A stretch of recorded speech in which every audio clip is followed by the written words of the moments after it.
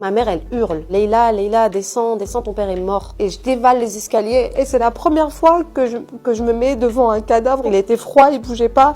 Hello, c'est Leïla Adé. Et aujourd'hui, on va parler un petit peu de l'histoire de mon papa et de ce que j'ai pu vivre avec lui.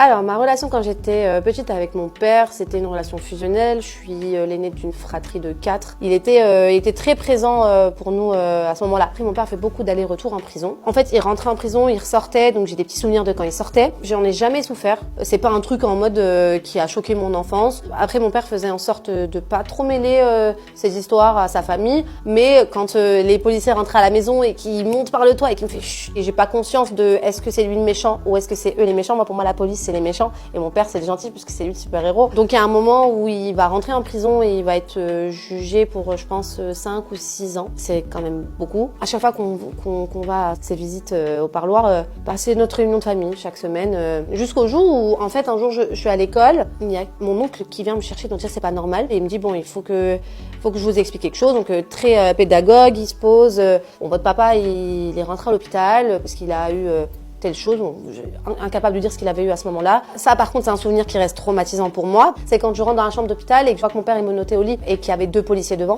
Mon père n'était pas quelqu'un de dangereux, c'était pas un sociopathe, vraiment, mais bon, c'est pour d'autres histoires. Et donc, quand je rentre et que je vois ça, forcément, moi, j'en veux à tout le monde. Pourquoi il est attaché? Il est malade, en fait, donc qu'est-ce qu'il a déjà? Et c'est au bout de quelques temps qu'on m'annonce qu'il a un cancer. J'avais 10 ans quand j'ai appris la maladie de mon père.